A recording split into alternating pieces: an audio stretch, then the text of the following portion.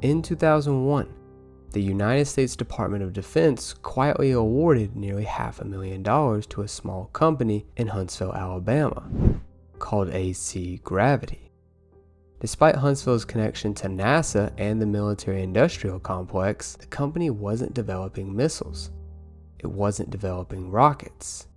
Its goal was much stranger: anti-gravity. The company's founder was a physicist named Dr. Ning Li. Just a few years earlier, she had published a series of papers describing a method that, at least on paper, suggested gravity itself might be manipulated using high-temperature superconductors. According to her calculations, a properly designed superconducting device could create a region where the effects of gravity were dramatically reduced. The idea sounded impossible, yet respected physicists took it seriously enough to study it. And then, she went silent. For more than 2 decades, rumors spread across the internet claiming Ning Li had been taken back to China by the CCP. Others said she was still working for the Pentagon. Very few people seemed to know what actually happened, and until recently, almost nobody had spoken publicly about the final years of her life. This is the story of Dr. Ning Li, the anti-gravity researcher who became one of the biggest mysteries in modern physics. Dr. Ning Li was born on January 14, 1943, in Shandong, China. She went to and graduated from the Department of Physics at Peking University in 1983, known to be one of the best and most prestigious academic institutions in the world and the pinnacle of the Chinese university system. It's notoriously competitive and consistently ranked as the best university in all of Asia and top 15 in the world. She immigrated to America that same year to Huntsville, Alabama. Huntsville is known for its long connection with advanced aircraft dating all the way back to the 1940s with Operation Paperclip, where German scientists such as Wernher von Braun were brought to the US for their scientific knowledge. Today, it has the Redstone Arsenal, NASA's Marshall Space Flight Center, and virtually every company involved in the military-industrial complex right at the heart of the city. So it's actually no surprise that Dr. Ning Li came to do research here at the University of Alabama in Huntsville. Now, if you haven't been living under a rock, you've likely heard of a group of missing scientists over the past few months, with one of them being Amy Eskridge. She's also connected to anti-gravity, UAH, Huntsville, and Redstone Arsenal, and had this to say. Disclosure is going to come out of Huntsville, Alabama, out of Redstone Arsenal. Redstone Arsenal in Huntsville, Alabama is the biggest fucking deal that you've never heard of. Another popular connection to UAH is Travis Taylor. He's on the History Channel show Secrets of Skinwalker Ranch, where they study anomalous phenomena and consistently have encounters with UAP. At UAH, he received his master's in physics and doctorate in aerospace engineering. And he worked for the Department of Defense, NASA, and was the chief scientist of the UAP task force until 2022. So while Huntsville, Alabama may seem like a random place, it's actually the perfect place to be. There are certain institutions that are commonly linked to UFOs and exotic propulsion discoveries: Lockheed, Boeing, Raytheon, Los Alamos, Wright-Patterson Air Force Base, MIT, Caltech, and UAH. MIT supposedly had Bob Lazar and Nuno Loureiro.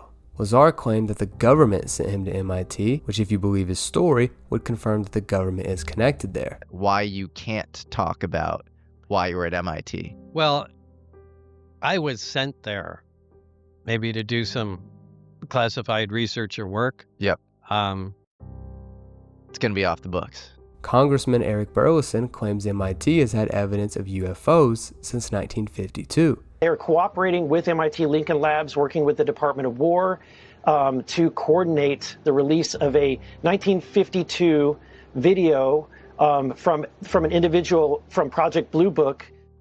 While at UAH, Lee worked at the Center for Space Plasma and Aeronomic Research, UAH's version of the MIT Plasma Science and Fusion Center, which was ran by Nuno, who is often included in the list of missing UFO scientists just like Amy Eskridge, and was tragically shot and killed in December 2025.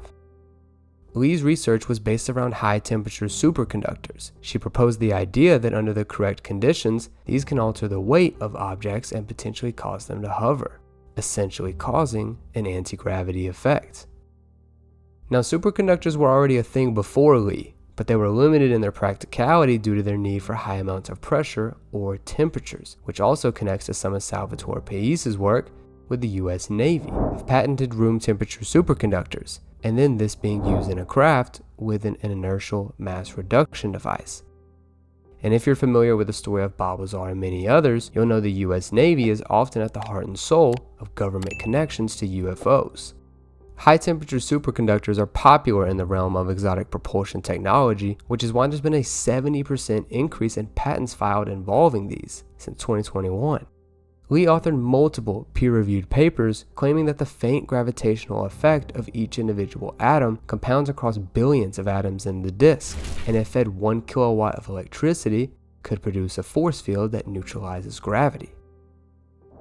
In one of her papers, she observed a 2% weight reduction of an object. Now that doesn't sound like much, but that's enough to rewrite everything we know about physics today.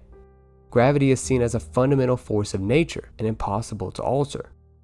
By the late 1990s, Li claimed her devices were fully functional, and there are claims that she invited popular mechanics to her laboratory for a simple experiment.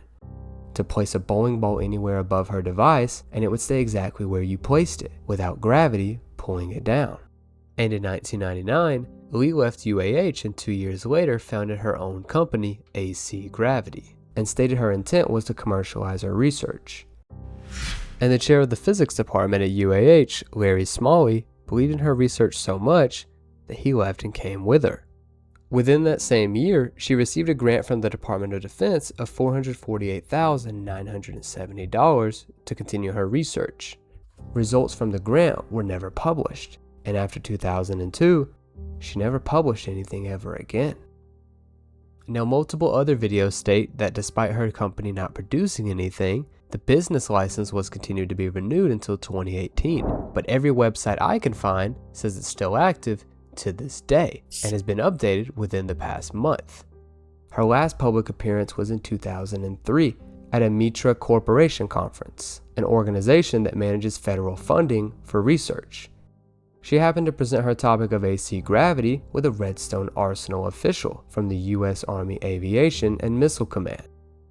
Li stands out compared to other anti-gravity researchers due to being the only one to produce an actual testable method for production of this effect, rather than just a theoretical equation. And then in May 2003, she emailed colleagues, including Eugne Podkletnov, to note she had observed 11 kilowatts of output effect during one of her experiments. But no one else seemed to quite understand the importance of this, and I'm not smart enough to understand her research papers. After this, she seemingly disappeared. Eugne Podkletnov is another physicist connected to the research and potential discovery of anti-gravity. He published a peer-reviewed paper showing that his research had observed a 0.3% weight reduction in an object above a superconductor. A few years later, he published another one stating he had increased it to 2%. Again, this doesn't seem like much, but it fundamentally goes against the law of gravity. And to put it into perspective, airlines spend billions of dollars annually to try and obtain fractions of a percent of reduced weight, and are often unsuccessful. Plus, he said the effect could be doubled by simply adding another superconductor disk. But Podkletnov is often seen as fringe science. Although his papers were peer-reviewed, no one has been able to publicly replicate his work. And despite his second paper being peer-reviewed and accepted, he received backlash, especially from the university that employed him, and they ultimately ended up firing him. And then he withdrew the paper from publication. Eugne claims he is aware of at least 2 different scientists that have successfully replicated his work, but refuses to name them, citing safety concerns. And a lot of papers, including NASA's attempt to replicate, don't follow his exact testing procedure, as they often cite that it's too cost-intensive or impractical. His research was also done in spinning superconductors, while Li's was stationary. But interestingly enough, in the conclusion of one of her papers, she stated future research will be done testing a spinning superconductor.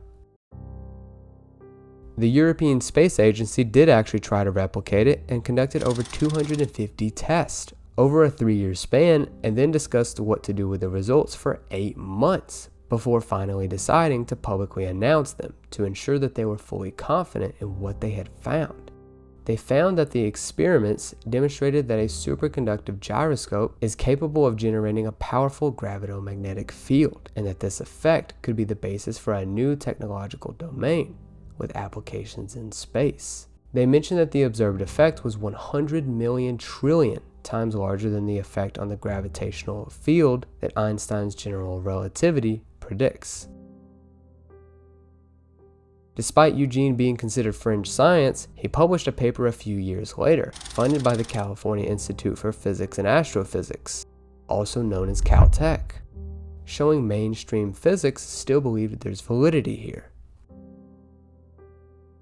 And then a reporter, Nick Cook from Jane's, claimed they had received a leaked document involving Boeing's Phantom Works, showing that they had been monitoring Podkletnov's work and received a presentation on it, stating that an anti-gravity beam 4 inches wide was demonstrated in Russia and successfully repelled an object more than half a mile away with negligible power loss. Boeing confirmed that the presentation was real, but they denied they used any company funding for it. But that's just because they can't discuss funding for black projects. Since Li suddenly quit publishing and making public appearances, in 2004 journalist Tim Ventura reached out to Podkletnov about Li. Eugne confirmed that Li was still alive and was continuing her work through the Department of Defense and the Pentagon, and even he no longer had a working email or phone number to contact her. Rumors began swirling a few years later due to an interview with physicist Jack Sarfati in July 2008. He said she continued her work with the Department of Defense in secret and then disappeared and went back to China. And people began to point out that her company AC Gravity is registered as a foreign LLC. So at this point, Podkletnov said she continued with the DoD, Sarfati said she was back in China, and so as far as anyone knew, she had disappeared. Until a Huntsville journalist looked into the story. Noah Logan, a journalist at the Huntsville Business Journal, first saw Barely Sociable's video on Li and began trying to connect the dots. He found Li's obituary, showing that she died in 2021 and was described as one of the world's leading scientists in superconductivity anti-gravity. It also mentioned her son, George. Noah sat down with George and ran through the entire legend of his mother to iron out the details. George said he knew his mother was an important figure because people had been contacting him from all over the world. In the interview, he says Li never left the DoD, and the story about her going back to China was completely false, and that Sarfati's 2008 interview was half right at best. He confirmed there was a visit from CCP officials in 2008, and they did make it a point to visit her and attempt to convince her to come back, but that she had no interest in returning. He also noticed a visible change in his mother's personality once she left UAH and began working for the private sector, and that she hated not being able to publish her findings. Once she got her top secret clearance, she wasn't allowed to share any information. George said she became much quieter and would return home from work looking worn down, with her makeup messed up. George recalled the singular time he asked about her work, but she said, "First off, you don't know anything. Second off, if you even think you might know something, you forget about it." Noah's FOIA request for the results of Li's 2001 Department of Defense grant came back denied because the results are still classified. George also explained why Li continued to be absent from the public eye. In 2014, Dr. Li was struck by a vehicle while walking on the UAH campus. It caused a traumatic brain injury resulting in severe damage that led to an Alzheimer's diagnosis shortly after and prevented her from communicating. Her husband witnessed the accident and suffered a heart attack, passing away within a year. George provided 24/7 care for his mother for the next 7 years until she passed away in 2021. And again, despite other videos saying her business AC Gravity continuing to have its annual license renewed until 2018, everything I could find says the company is still active to this day. It's also registered as a foreign entity, but in Alabama, any LLC that does business in any other state has to be registered as an Alabama foreign LLC. Whether Ning Li discovered a new frontier of physics or simply pursued an idea that ultimately failed, one fact remains undeniable. A physicist who openly published anti-gravity research received Pentagon funding, stopped publishing, and spent the rest of her career behind a wall of secrecy. And more than 20 years later, the public still doesn't know what came from her work.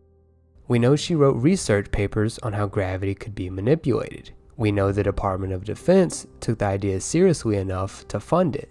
We know she continued working after disappearing from public science. And we know that every meaningful attempt to uncover the results of her work has run into the same wall: classified.